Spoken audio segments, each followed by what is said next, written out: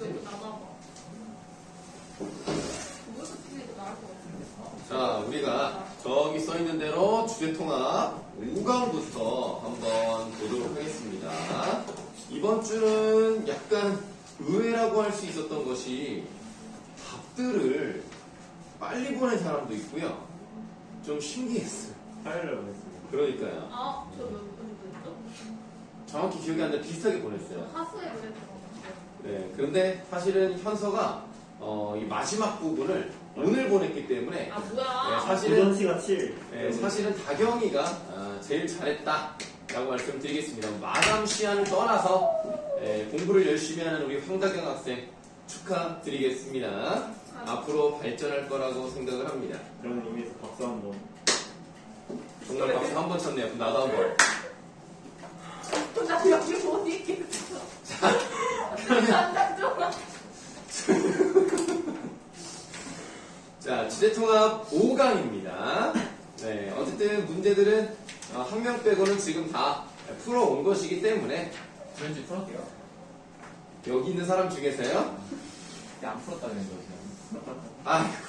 자, 그래서 다 불러드리겠습니다. 어딜 좀 네? 어디에 있는 거예요? 그거 240. 먼저 받는 거. 맨 처음에 문화가 없어. 10월 12일. 12월 10일, 11일 이틀치예요.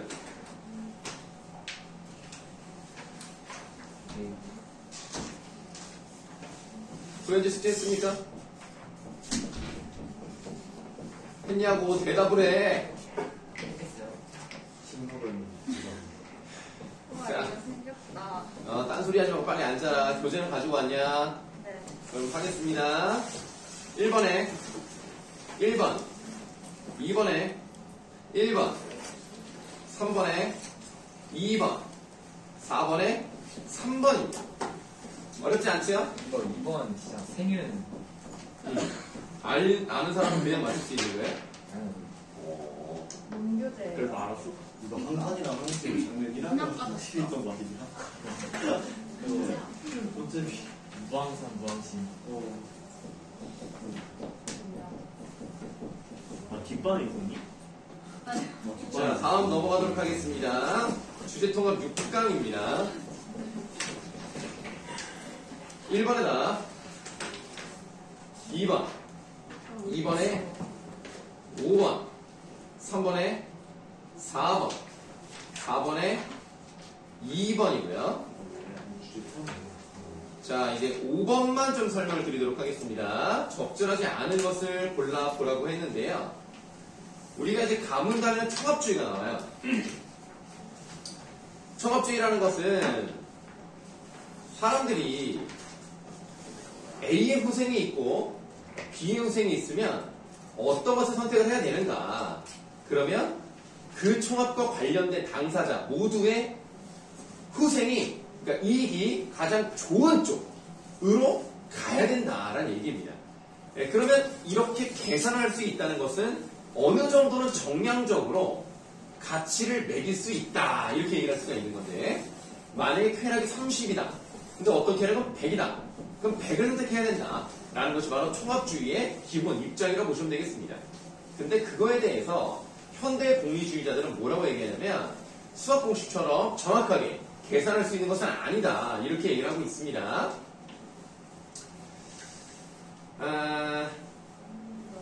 그 다음에 이제 묵자 같은 경우도 보시면요, 묵자도 무슨 말을 하냐, 흥리재해란 말을 해요. 그러니까 흥리가 뭐예요? 이익을 증진을 시키는 게 흥리죠. 재해는 해로운 것을 제거하는 게 재해가 되겠습니다. 결국 이 흥리재해도 모든 사람에게 이익을 가져다 주는 것이 가장 좋다라고 얘기를 하고 있어요. 그래서 우리가 보기 3번을 보시면 가해 총합주의 관점에서 나의 흥리재해를 본다면 이익을 고려해야 할 대상을 가족, 마을 주민, 국민 전체로 확대해가는 과정은 흥리재해에서는 나타날 수 없는 것이라고 생각했다라고 하지만 흥리재해도 모든 이익, 그러니까 모든 구성원의 이익을 생각하기 때문에 이렇게 점차 범위를 넓혀나가는 것도 문제가 없다라고 볼 수가 있겠습니다. 그래서 3번이 잘못되었다라고 말씀을 드릴게요. 보기 2번 같은 경우를 보시면 가에서 보편주의는 누구의 후생이든 똑같이 소중하다는 입장 맞죠? 보편주의는 어떤 사람의 후생, 또 어떤 사람의 어떤 이익 추구, 이런 것들이 다른 사람의 어떤 것보다 나쁘다, 좋다, 이렇게 말하지 않습니다. 똑같이 소중하다라고 얘기를 하고요. 묵자도 마찬가지로 내가 좋은 걸 하더라도 다른 사람에게 불의한 행동을 하면 안 된다. 그래서 대표적으로 전쟁을 일으키면 안 된다라는 얘기를 하고 있는 거예요. 그래서 2번은 맞다고 볼 수가 있겠습니다. 답은 3번이었습니다. 주제 통합 부분은 좀 쉬웠기 때문에 뭐 설명드릴 게 많지 않았는데 과학기술 7강 요게 좀 설명드릴 게 있네요.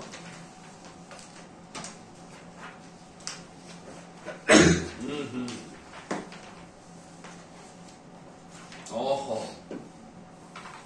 그렇군요. 자, 두 문제를 좀 설명을 드려야 되니까요. 어디서부터 보실 거냐면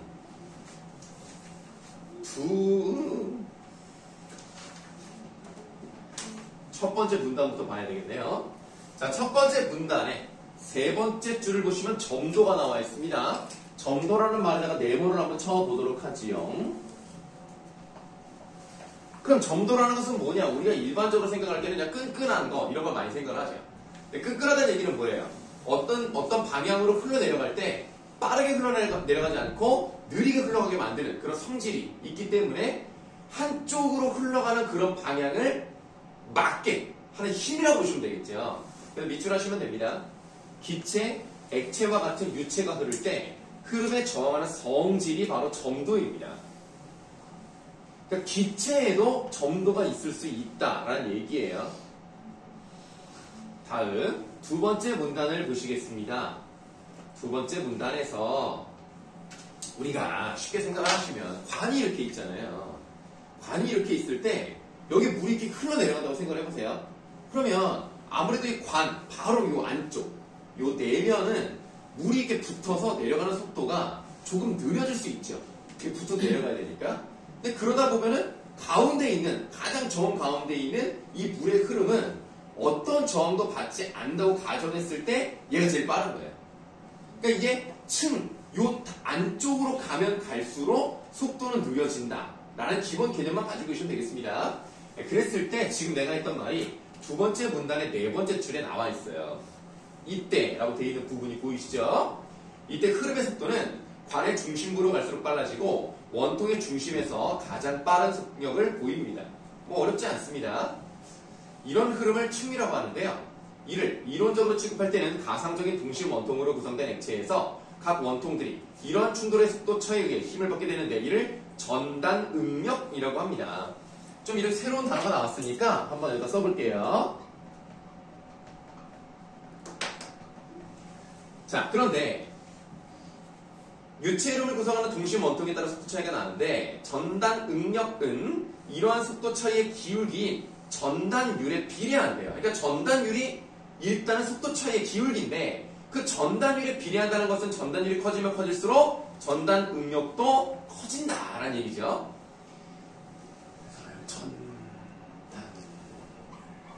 여기 커지면 여기 커진다 이렇게 볼 수가 있습니다. 자, 따라서 그 다음에 이제 제일 중요한 개념이 나온 거죠. 밑줄 전단율과 비례상수의 곱으로 전단응력을 나타낼 수 있으며 이때 비례상수가 점도입니다. 자, 전단응력은 전단율 곱하기 비례상수. 근데 이 비례상수가 뭐래요? 점도래요. 그러면 이게 완성이 됐죠. 전단율이 올라가면 당연히 전단응력도 올라가게 돼 있다라는 것을 알 수가 있겠습니다. 자, 이러한 점도를 뒤에 설명할 상대 점도와 구분하기 위해서 절대 점도라고 합니다. 자, 근데 그림 하나가 나왔죠? 이 그림이 뭡니까?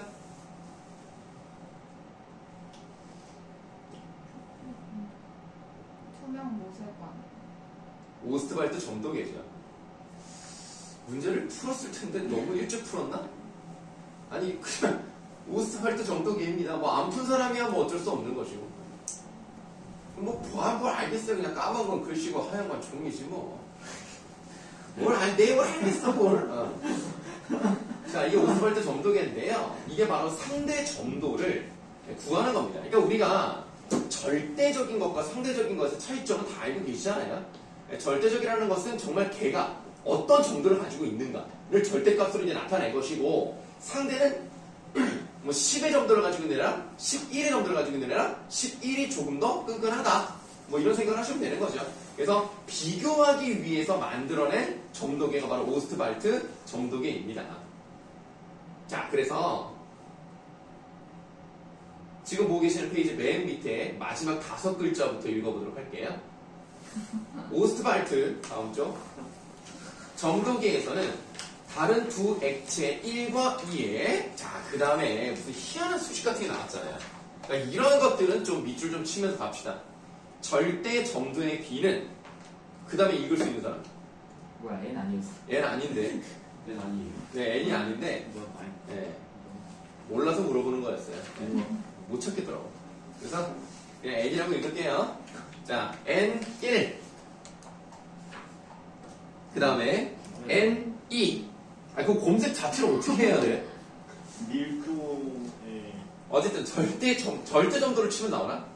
절대 점도 B는 N1 per N2예요. 근데 이거를 또 이제 뭐라고 나타낼 수가 있냐면 D1, T1 per D2, T2 이렇게 나눌 수가 있다라고 보시면 되겠습니다.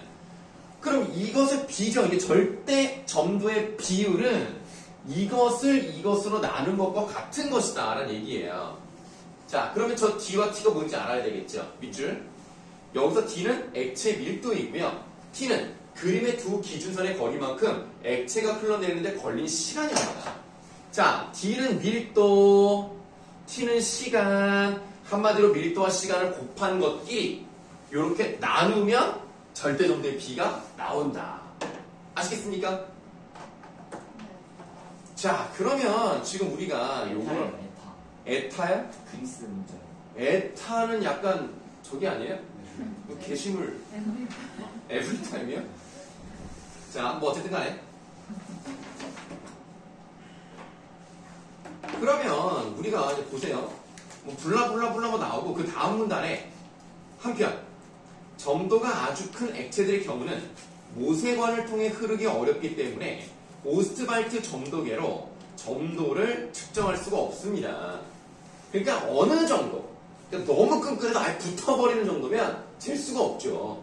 그러니까 좀 어느 정도 흘러내리는 이런 게 좀 필요하죠. 왜냐면 모세관이라고 하는 것은 좀 관이 좁잖아요. 흐를 수 있을 정도의 점도가 필요하다라는 얘기를 하고 있는데 그러면 여기서 3번 문제 보시겠습니다. 3번 문제. 오스트발트 점도계를 이용해서 용액 A와 B의 점도를 측정하기 위해 물을 기준 액체로 사용을 했습니다. 특정 거리를 흘러내리는 데 필요한 시간을 측정했고요. 각 물질의 밀도 또한 측정하였다. 물이 흘러내리는 데 걸린 시간은 3초였어요. A가 B가 흘러내리는 데 걸린 시간은 각각 2초와 6초였습니다. 그럼 상대적으로 봤을 때 물이라는 기준으로 봤을 때 A는 물보다 점도가 어때요? 용액 A 좋아요라는 표현을 쓰면 어떻게 해요? 점도가 강합니까? 약합니까? 예, 요거는 약하죠.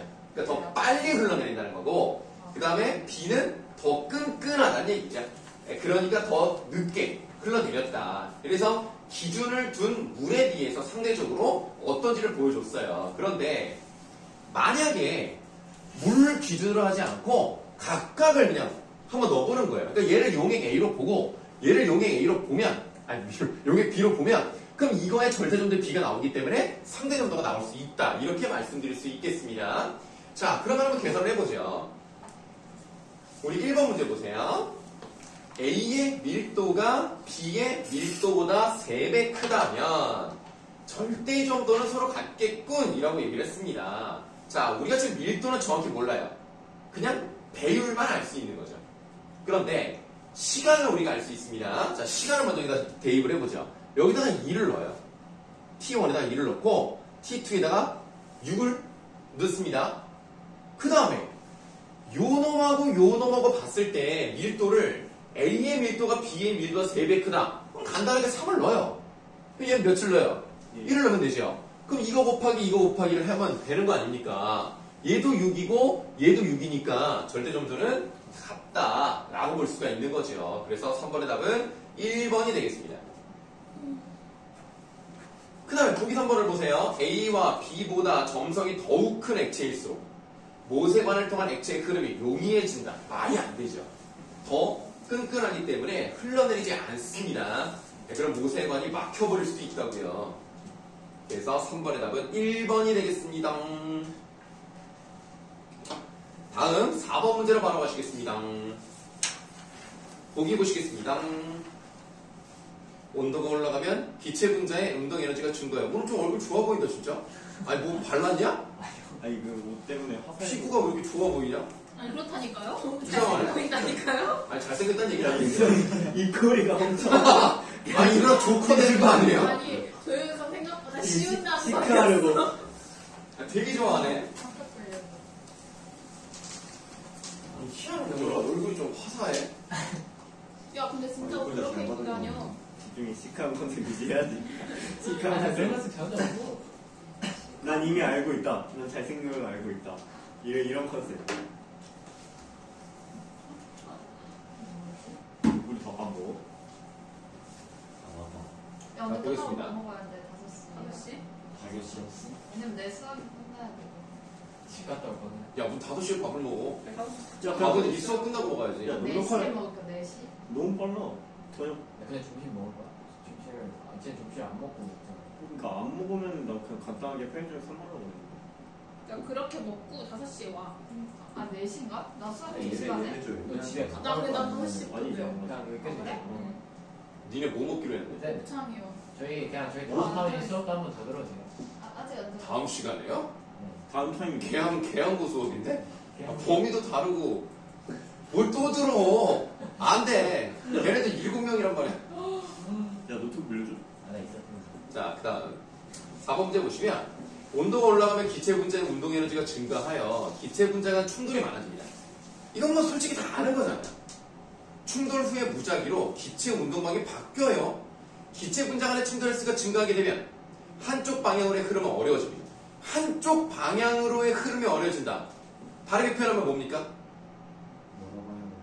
아니 그 소리가 아니고 찬민아 문제를 안 풀어오니까 뭔 말인지 모르잖아. 자, 문제를 풀어온 학생 중에서 대답해보세요. 점도가, 그렇지. 혹시 질문에 뭐라고 하셨어요? 점도가 커진다. 그렇죠. 현지가 문제를 안 풀어왔지만 눈치는 빠르네. 개웃겨. 네, 누구는 문제도 안 풀어고 눈치도 없고 그냥 이거 어떡할 거야 이거. 쌤 성민이 갈거요 뭐. 아니 나는 특정인을 지목하지 않았습니다. 네, 나는 이름을 밝히지 않았기 때문에 나는 전혀 뭐 명예훼손도 아니에요. 저 롤에서 쓰는 논리인데. 자, 기체인데요. 기체는 이렇게 보시면 돼요. 온도가 올라갈수록 점도가 올라간다. 이렇게 보는 거죠. 네. 다음, 액체의 경우는 온도가 올라감에 따라 측류에서도 충돌에 의한 운동의 영향은 줄어들고 분자들 간의 응집력은 약화되므로 흐름층이 같은 전단율에서 유체가 받는 전단 응력이 감소한대요. 이거를 이제 정리해서 써보면 액체는 온도가 올라갈수록 뭐라고 돼 있느냐? 전단 응력이 감소한다 그랬어요. 네. 그러면 지금 이거를 한번 다시 한번 생각해보자 이거예요. 전단 응력이 감소한다? 근데 전단율은 어떻다? 같다. 같은 전단율에서 전단율이 낮아진다는 것은 점도가 어떻다는 얘기예요? 낮아진다는 얘기 아닙니까? 얘는 점도가 낮아지는 거 아닙니까? 그러니까 우리가 온도가 낮아짐에 따라 문제가 한번 꽈죠. 지금 보시면 이거 올라가는 걸 얘기했는데 그럼 온도가 내려가면 기체는 점도가 낮아지는 것이고 액체는 온도가 낮아지면 점도가 올라가는 거겠죠. 한쪽 방향으로 흐름이 어려워진다는 네, 그게 점도가 세진다는 얘기죠. 작아진단, 커진단 개웃겨. 이런 거라고 보시면 되겠습니다. 야, 니네 요즘 작아진단 요즘도 하냐? 아니에요. 야, 방학 때 말고 그냥. 아니에요. 아예 안 해. 중학교는 아직도 하던데. 하라고 일본에서 말씀하시는데. 아, 그래? 나 재선쌤은 학기 초에 그래요. 얘기 나왔어. 그 칠판 앞에 붙여져 있는 게 작아진다는 앱 사용법. 작아진다. 아, 이제 안 해도 될 것 같아. 게. 안 왔다 별로, 아니.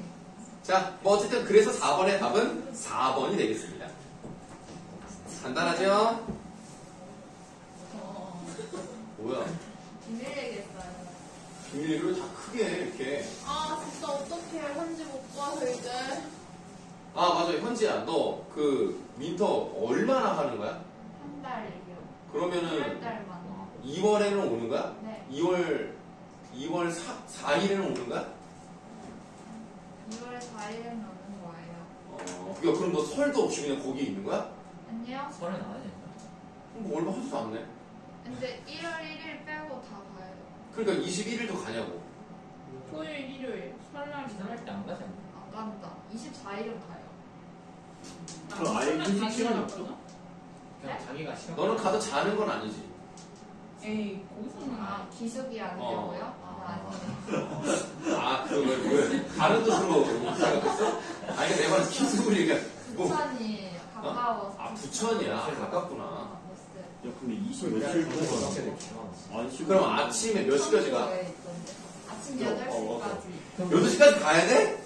그럼 몇 시에 끝나는데? 10시요. 너 스토리에 이유빈이랑 동현이 어디서 보냐고? 영어학원이요. 왜 지한테 존댓말 했어? 자, 다음으로 넘어갈게요. 중에 5명이 돼봐. 개수 중이니까. 과학기술 8번으로 가시겠습니다. 8번으로 가겠습니다. 네, 8번도 여러분들이 좀 어려워했던 것 같아요. 웨어러블 센서? 거기서 박준우를 만날 수도 있어. 너. 진짜로? 걔 부천 못 살까? 고양이 키우는 애? 아니, 저희도 친구인데 고양이 키우는 애야. 자, 근데 저거 다 찍으신 거네. 일주일 후에 폐기 처분하셨어. 머리 잘라요? 아니 유튜브에 올리는데?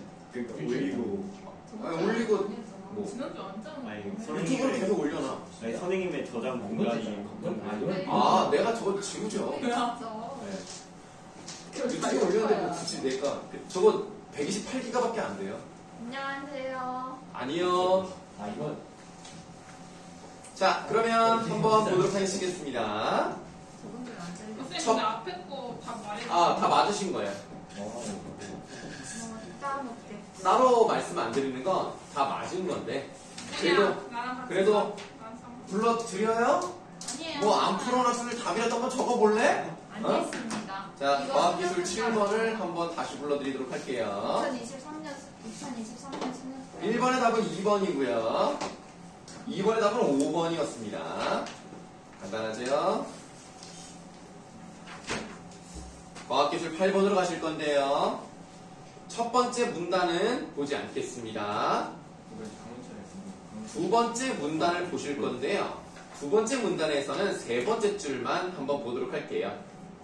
반도체 물질은 양전하인 전공의 흐름이 전류인 P형 반도체와 음전하인 전자의 흐름이 전류인 N형 반도체로 나눕니다. 그래서 P형, N형 두 개가 있다는 것 뿐이고요. 뭐 두 개 중에 뭐가 더 좋다 이렇게 말하는 건 아니에요. 그런데 우리가 볼 산화 아연은 전형적인 N형 반도체래요. 그러니까 이제 음전하가 흐른다는 얘기죠. 자, 다음 문단. 그물망 형태의 산화 아연을 고분자 기판에 입히는 공정은 진공 상태 안에서 이루어집니다. 이후 진공 장비에서 산화 아연을 꺼내면 공기 중에 있는 산소가 아연의 표면에 흡착을 합니다. 그럼 이 산화 아연은 공기 중에 있는 산소를 받아들이는 애예요. 자, 받았어요. 흡착을 했어요. 고체 표면에 기체가 흡착하는 현상은 물리흡착과 화학흡착으로 나뉘는데 전자의 전달이 없는 물리흡착과 달리라고 돼 있으니까 우리는 물리흡착에 대해서는 얘기하지 않을 거예요. 왜냐면 지금 여기서는 반도체에 대한 얘기를 해야 되니까 전자가 흘러야 될 거 아닙니까? 물리흡착은 얘기하지 않고요. 화학흡착에서는 기체 분자가 고체 표면에 흡착하면서 전자를 주거나 받는 화학 반응이 일어납니다. 그러면 주거나 받는 화학 반응이니까 주는 게 있고 받는 게 있어요. 그럼 이 두 가지에 대해서 나눠서 설명이 들어가야 되겠죠? 반도체 물질의 표면에 전자를 주면서 흡착하는 전자기어체 분자. 그러니까 이름부터 갖다 전자를 주는 거잖아. 자, 전자기어체 분자들과 달리 산소는 전형적인 전자 수용체 분자입니다. 전자를 받는 거죠. 대표적으로 산소가 있다. 하나의 산소 분자는 산화 아연으로부터 한 개의 전자를 받아서 산소 이온의 형태로 흡착을 합니다. 자, 산화 아연을 이용한 반도체. 이게 N형 반도체인데요. 여기에서 산소가 전자를 받아서 흡착을 한다는 얘기예요. 아시겠습니까? 네. 반도체에 산소가 전자를 받은 상태에서 흡착. 그럼 반도체 자체에는 전자가 빠져나갔겠죠? 뭐 한 개만 빠져나가는 건 아니고 많이 붙을 테니까 많이 빠져나갔겠죠? 자, 산소 분자의 흡착량은 시간이 지남에 따라 증가하다가 일정 시간이 지나면 포화된다. 뭐 당연한 얘기죠. 이러한 과정에서 산화 아연 표면의 일정 깊이까지 전자 결핍 영역이 생길 겁니다. 왜냐면 전자를 많이 뺏겼으니까. 그러니까 이 반도체가 빵이라고 생각을 한다면 이 빵에 있는 이 건포도를 다 빼가는 거예요. 일단 빼가는 거예요. 그래서 빼서 전자를 이제 받아가서 여기에서 이제 산소들이 전자를 뺏어간 상태에서 붙는다. 그럼 요 안에 이런 구멍들이 엄청 많을 거 아닙니까? 세모로 할까요? 이러면 괜찮아요? 보지 마. 자, 그래서 이런 상태라고 생각하시면 되겠습니다. 그러면 아까 뭐라 그랬어요? 전자가 전류의 흐름을 만든다라는 얘기가 있었죠? 근데 전자를 다 빼앗겼어요. 그럼 전류가 흘러요, 안 흘러요? 잘 안 흐르겠죠? 전류가 흐르지 않는다고 해서 뭐가 커진다고 보시면 되겠습니까? 저항이 커진다고 생각하시면 되겠죠. 그래서 전자를 빼앗긴다는 얘기는 저항이 커진다는 얘기입니다. 그래서 본래의 산화 아연보다 결핍 영역이 두꺼워지면, 그러니까 많아진다고 생각하시면 돼요. 그 결핍 영역이 두꺼워지면 전기 저항이 커져서 전기 전도도가 떨어집니다. 반대로 생각해 볼게요. 산소가 아니라 전자 기여체 분자로 전처리해 만든 경우에는 이와는 반대 현상이 일어나겠죠. 그러니까 이거는 반대니까 얘는 어떻게 되냐면 전자를 받아요. 얘는 지금 전자를 줬잖아. 근데 다른 거, 산소가 아닌 다른 걸로 전처리를 하면 여기에 있는 애들에서 전자를 뺏어온다는 얘기예요. 뺏어온다는 것은 저항이 어떻게 될 수 있다는 거예요. 그렇죠. 그러니까 어떻게 보시면 되냐. 얘는 이제 전자를 많이 받으니까 저항이 내려간다. 그러면 얘는 처음에는 전류가 잘 흐를 수 있었는데 얘가 빼가면서 전류가 잘 흐르지 않았어요. 그러니까 전류가 흐르지 않은 상태예요, 지금. 오케이? 저항이 커졌으니까 전류가 잘 안 흐르는 상태 아닙니까? 얘는 전자가 많이 들어오면서 저항이 내려졌다는 것은 얘는 일단 기본적으로 전류가 잘 흐르는 상태라는 얘기죠. 안 그래요, 현재? 네. 안 그렇다는 거예요? 네. 자, 그럼 이제 이 상태에서 또 읽어볼게요. 두 경우 모두 반도체 물질의 두께가 얇을수록 결핍 영역에 의해 전자의 흐름이 받는 영향이 커져서 전기 전도도의 변화가 크게 나타납니다. 두께가 얇으면 얇을수록 여기에 있는 전자를 많이 빼앗길 수 있잖아요. 이만한 두께를 가진 반도체랑 당연히 얘가 더 많은 전자를 남겨놓겠죠. 두꺼우니까 깊이가 가운데 있는 애들은 그래도 전자를 안 뺏길 수 있잖아. 얇으면 많이 뺏기는데. 이해되시죠? 자, 이렇게 만들어진 센서의 자외선이 도달하면 시간의 경과에 따라 산화 아연 표면에 흡착되어 있는 산소 이온은 빛으로부터 에너지를 받아 산소 분자 형태로 탈착되고 전자를 산화 아연에 되돌려줍니다.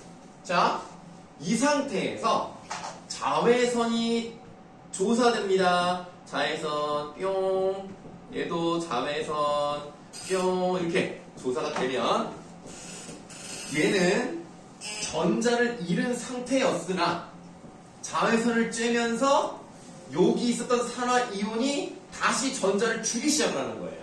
그러면 원래 자외선을 쬐기 전에는 전류가 흐르지 않았지만 자외선을 쬐면서부터 전류가 잘 흐르게 되겠죠. 그래서 자외선 센서가 있으면 자외선을 받으면서 얘가 그때부터 다른 모습을 이제 보이는 거예요. 전류가 잘 통하면 이제 뭔가 반도체가 활동을 해야 된다. 뭐라고 표현해? 반도체가 이제 전류를 이제 흐르게 하면서 잘 움직이게 되는 것이고, 자외선을 또 가려?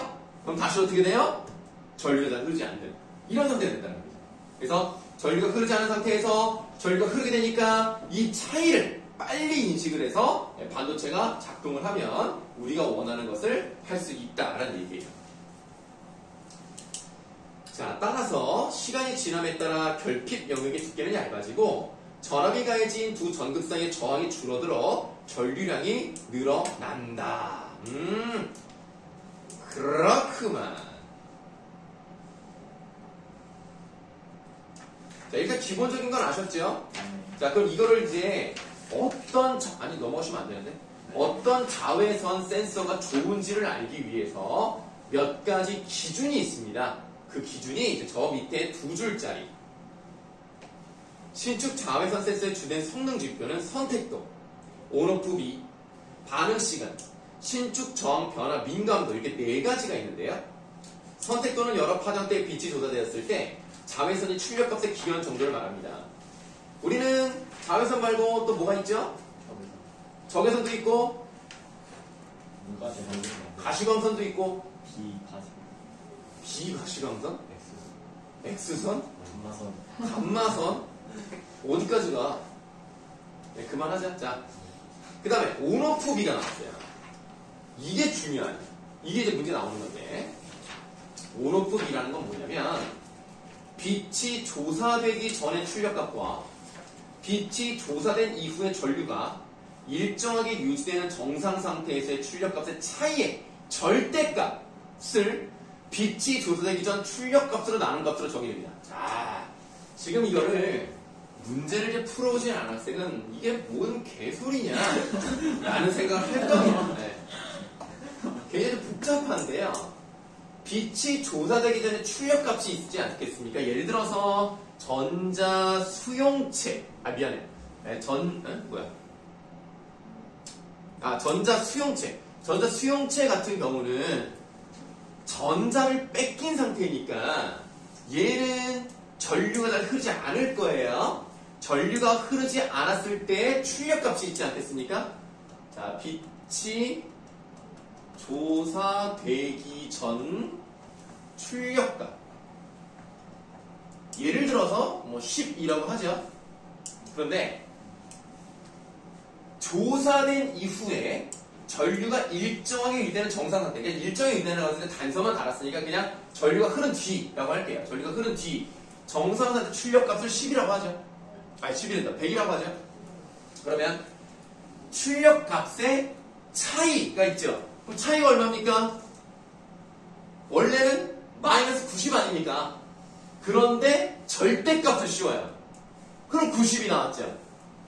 이 90이라는 값을 빛이 조사되기 전 출력값으로 나누면 되는 거예요. 요거예요, 요거. 요게 이제 전자 수용체 같은 경우고요. 전자 기여체 같은 경우는 어때요? 반대로 생각하시면 되죠. 처음에 빛이 조사되기 전 출력값이 세겠죠. 100이었겠죠.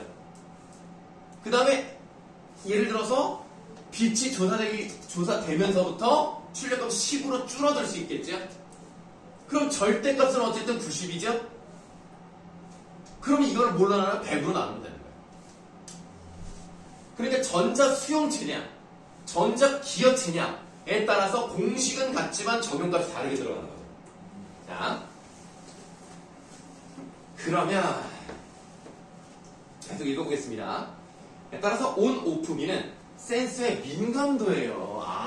온오프미라는 것은 곧 민감도를 말하는 거였구나. 얼마나 민감한지를 보여주는 거예요. 그럼 민감하다는 얘기는 뭐예요?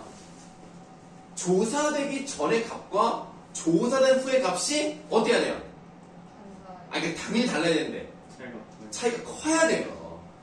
차이가 커. 이게 민감도예요. 자, 그래서 민감도를 나타내는 지표이며 온오프비가 더 클수록 센서의 민감도 측면에서 센서가 더 우수한 성능을 가진다.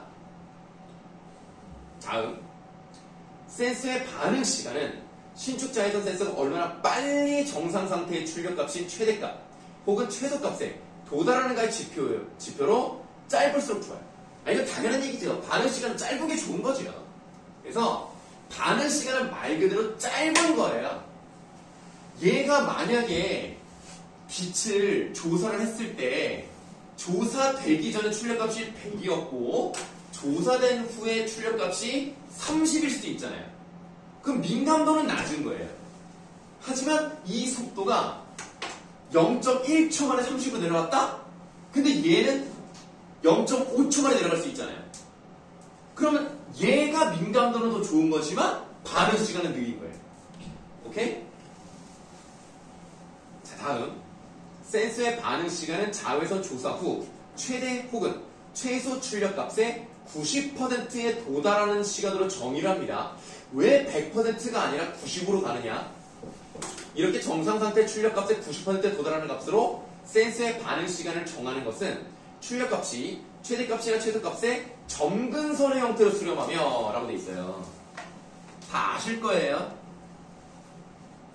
교차로에서 차들이 이렇게 하고 이렇게 좌회전을 할 때 무단횡단을 이렇게 하면 안전하다 라는 거 들어본 적 있죠? 일어나는 겁니까? 무단횡단 하려고요? 네. 이렇게 가면 안전하다라는 얘기가 있습니다. 근데 점근선의 형태라는 것은 가까이 가긴 가는데 도달하지 않는 거잖아요. 그래서 이 점근선의 형태로 간다는 것은 여기까지 도달하기가 사실은 어려워. 이제 리미트 극한으로 가면 다 할 수 있겠습니다만 그냥 이렇게 말씀드릴게요. 왜 현우진 느낌 났어? 자, 그러면 우리가 100%까지 기다리려면 어떻게 해야 돼? 너무 오래 걸리는 거야, 시간. 그러니까 어디까지 해줘야 되냐면 잘라주는 게 필요한 거예요. 이게 모든 기계가 또는 이 계측할 수 있는 장비가 모든 게 다 똑같다고 말할 수 없거든요. 아주 미세한 차이가 있을 거 아닙니까? 100까지 기다리려면 어떤 애는 0.00001 이렇게 끝나는 애가 있을 것이고 어떤 0.2, 3, 4, 0 이렇게 끝나는 애도 있을 거 아닙니까? 그거를 다 기다리지 말고 어느 정도까지 끌어주면 빨리 도달할 수 있게 만든다는 거예요. 그런 의미로 생각하시면 되겠습니다. 그래서 4번 문제의 답은 5번입니다. 측정 장비에 따라 센서가 정상 상태에 도달하는 시간이 달라져도요, 반응 시간의 일치성 높일 수 있죠. 어느 정도에서 끊어주면 비슷하게 간다는 겁니다. 4번의 답은 5번이 되겠습니다. 자, 그러면 이제 3번 문제 설명을 드리도록 할게요. 3번 문제 좀 어려웠어요. N형 반도체 물질 기반의 신축 자외선 센서 AB를 각각 이용하여 빛의 조사에 따른 전류값을 측정하였다. 이때 자외선 센서는 반도체 물질의 표면에 전자를 주면서 흡착되는 기체가 미리 흡착되어 있고 라고 했으니까 어떤 게 붙어 있는 거죠? 전자 기여체 분자가 붙어 있었습니다. 전자 기여체 분자는 전자를 줘요. 전자를 주기 때문에 얘는 전자가 많어. 저항이 낮았어. 자외선이 조사되면 이제 전류가 잘 안 통하게 될 거예요. 밑에 거가 전자 수용 이게 전자 기여체예요. 기억체예요? 네, 이게 전자 기여체, 이게 전자 수용체예요. 얘가 수, 얘가 기. 아시겠죠? 그러면 여기서는 여기에 해당되는 거예요. 처음에는 전류가 잘 통하다가 자외선이 조사되면서부터 전류가 잘 통하지 않아요. 출력값의 차이가 처음에는 큰 거에서 작은 걸로 가는 거예요. 오케이? 자, 전자 기여체가 미리 흡착되어 있고 외부 공기에 노출이 되지 않도록 밀봉된 상태로 만들어졌습니다. 빛이 센서에 조사되기 전 광 센서 AB의 출력값은 100mA로 동일합니다. 자, 100이죠? 빛을 조사합니다. 센서 A의 전류값이 감소하기 시작해요. 2mA가 되었습니다. 그러면 이거잖아요. 조사되기 전에는 100이었고요. 조사된 후는 2였어요. 차이의 절대값이 얼마입니까? 98이죠? 네. 98을 조사되기 전으로 나누면 돼요. 그럼 얘는 민감도가 몇이에요? 0.98이에요. 상당히 높습니다. 민감도가 0.98이야. 자, 그 다음. 반면 B의 전류값은 센서 A의 전류값보다 급격한 기울기로 감소했어요. 그렇다면 뭐가 빠르다는 얘기예요? 반응 시간이 짧다는 얘기입니다. 급격한 기울기로 감소했다는 건 빨리 반응을 보였다는 얘기예요. 하지만 출력값이 10mA야. 그러니까 얘는 어떻게 계산하면 돼요? 90을 100으로 나눠서 얘는 0.9가 되는 거죠. 그럼 얘는 온오프 B가 얘보다 커. 다시 말하면 민감도가 크다는 얘기야. 하지만 반응 시간은 얘가 더 빨랐죠. 자, 그 다음 두 센서 A, B를 20% 인장 상태에서 이렇게 늘렸어. 처음에 실험을 반복했더니 센서 A의 전류값의 변화 양상은 처음 실험과 큰 차이를 나타내지 않았으나 센서 B의 전류값은 5mA로 떨어진 후 유지가 되었습니다. 그렇군. 그러면 어떤 게 더 좋은 거예요? 인장면에서. 변화가 없는 게 좋은 겁니까? 변화가 있는 게 좋은 겁니까?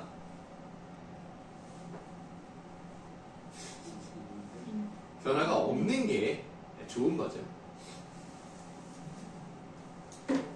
자, 그러면 어쨌든 보세요. 적절하지 않은 것을 이제 골라보라 그랬는데 답은 2번이 되겠습니다. 자, 이 시간 면에서는 B가 그렇죠. 시간 면에서, 반응 속도 면에서는 B가 좋고요. 민감도 면에서는 A가 좋은 겁니다.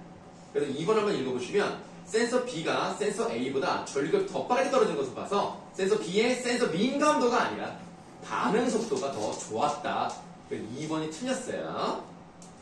1번도 한번 보실게요. 1번. 센서 A와 B에서 측정되는 전류값의 변화를 보아 센서를 만들 때 미리 흡착된 기체는 산소가 아니겠죠. 왜? 산소는 전자수용체 분자의 대마왕이니까 이게 붙어있지 않았을 거예요.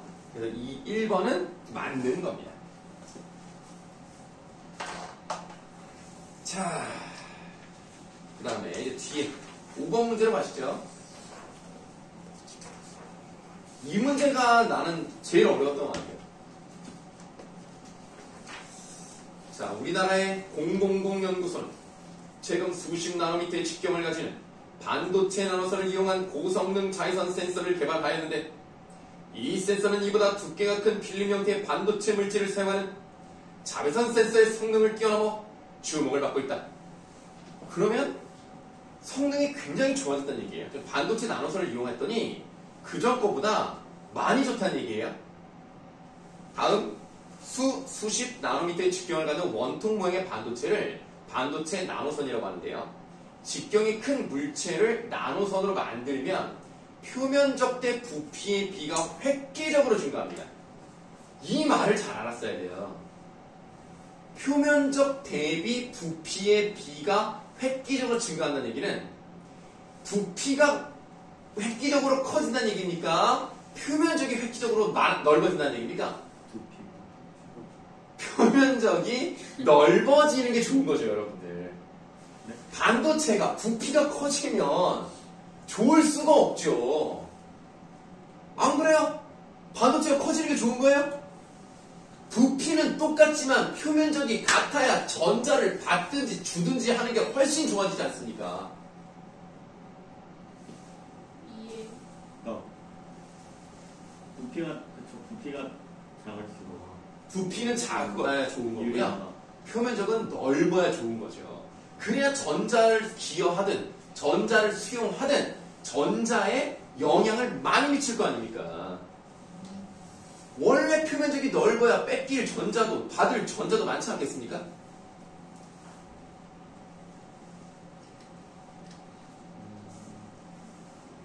그러니까 표면적이 넓어진다는 얘기는 흡착할 수 있는 게 어마어마하게 많아진다는 얘기예요.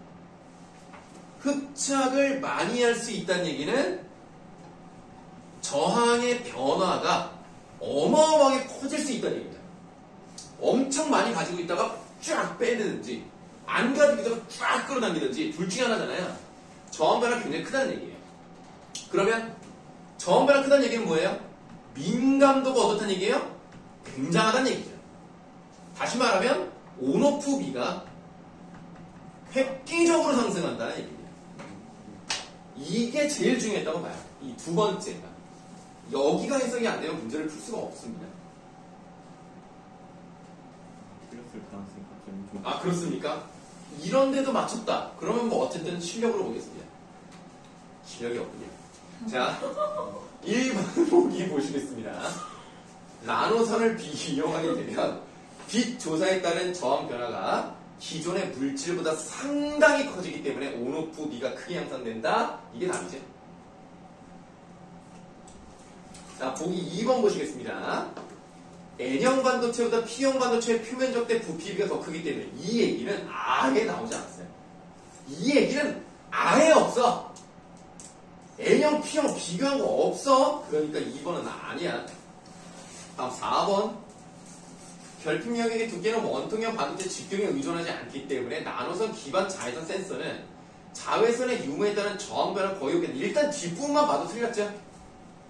자외선이 있고 없고에 따라서 저항 변화가 커져야 되죠. 그래야 나노선 기반 자외선 센서의 의미가 있는 겁니다. 저항 변화가 없으면 그 자외선을 쏘는데 의미가 없잖아. 1번이 답입니다. 자, 나머지 불러드릴게요.